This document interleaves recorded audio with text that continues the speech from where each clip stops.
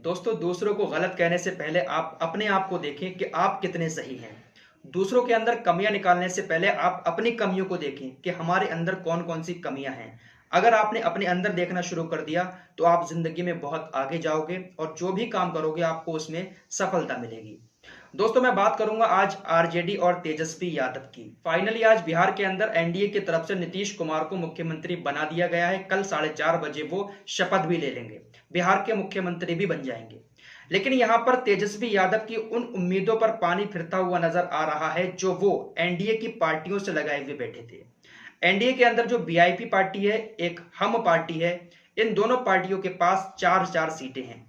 तेजस्वी यादव को इन दोनों पार्टियों से उम्मीद थी कि ये दोनों पार्टियां मुझे समर्थन दे देंगी और मैं वहां का मुख्यमंत्री बन जाऊंगा। लेकिन इन दोनों पार्टियों ने तेजस्वी यादव की उम्मीदों पर पानी फेर दिया। हमने आपको कल ही बताया था कि हम पार्टी के जो जीतन राम मांझी है, उन्होंने कह दिया था कि वो एनडीए का साथ नहीं छोड़ेंगे, एनडीए के साथ ही बने रहेंगे। लेकिन आज वीआईपी पार्टी की तरफ से जो बयान आया उसके बाद तेजस्वी यादव की सारी उम्मीदें टूट चुकी हैं। वीआईपी पार्टी के जो मुखिया हैं मुकेश साहनी, उन्होंने तेजस्वी यादव के ऊपर हमला बोलते हुए कहा कि जब मौका था तो तेजस्वी यादव ने उनकी पीठ में छुरा भोंक दिया और अब तेजस्वी यादव उनको उप मुख्यमंत्री बनाने का लालच देकर अपने साथ शामिल करने की बात कर रहे हैं। तो अब मैं उनके साथ नहीं आऊंगा। जब मौका था तो उन्होंने मुझे छोड़ दिया, इसलिए मैंने एनडीए में शामिल होने का फैसला किया। आप मुझे लालच दे रहे हैं कि हम आपको उप मुख्यमंत्री बना देंगे, लेकिन मुझे उप मुख्यमंत्री नहीं बनना है क्योंकि आपने मेरे साथ धोखा किया है। उन्होंने पूरी तरीके से तेजस्वी यादव पर हमला बोला।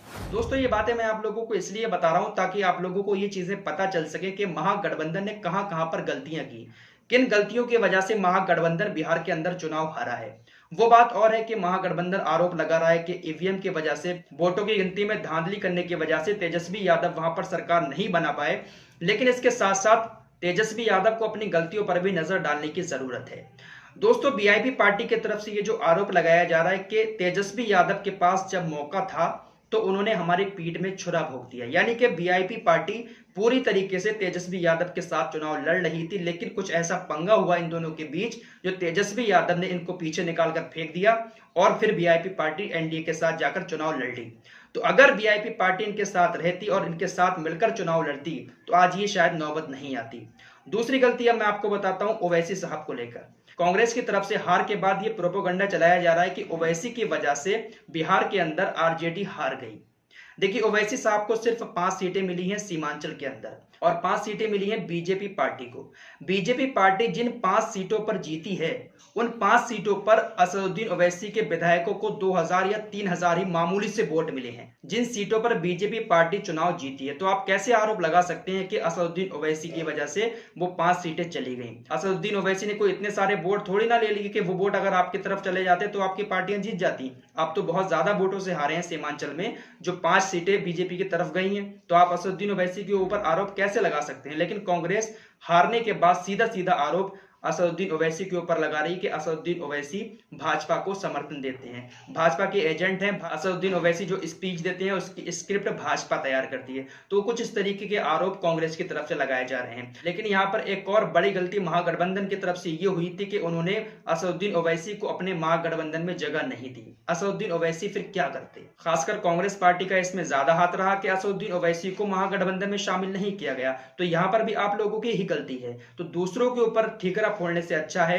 कि आप अपनी गलतियों को देखें। आपने वीआईपी पार्टी को भी छोड़ दिया, असदुद्दीन ओवैसी को भी छोड़ दिया, तो फिर आप कैसे जीत सकते हैं वहां पर? तो फिलहाल अब एनडीए की सरकार वहां पर बन गई है। कल 4:30 बजे नीतीश कुमार बिहार के मुख्यमंत्री के रूप में शपथ ले लेंगे और जो बची कुची उम्मीदें थी तेजस्वी यादव की कि वो पार्टियां मेरे साथ आएंगी और मैं वहां पर अपनी सरकार बना लूंगा, वो सारी उम्मीदें खत्म हो चुकी हैं। वैसे आरजेडी के जो मनोज झा है उनकी तरफ से कहा जा रहा है कि नीतीश कुमार ज्यादा दिन सरकार नहीं चला पाएंगे क्योंकि पिछली बार भी कुछ दिन सरकार चलाई थी, फिर उनकी सरकार गिर गई थी, एक बार फिर से उन्होंने मुख्यमंत्री की शपथ ली थी। तो ऐसा इनके साथ होता रहा है। लेकिन इस बार भैया बीजेपी के साथ हैं तो बीजेपी इतनी आसानी से शायद उनको ना जाने दे और बिहार के मुख्यमंत्री नीतीश कुमार ही बने रहें। फिलहाल देखते हैं आगे आने वाले वक्त में क्या होता है। लेकिन अभी जो फाइनल रिपोर्ट है वो यही है कि बिहार के अंदर अब एनडीए की सरकार बन गई है। कल मुख्यमंत्री के रूप में नीतीश कुमार 4:30 बजे बिहार के अंदर शपथ ले लेंगे।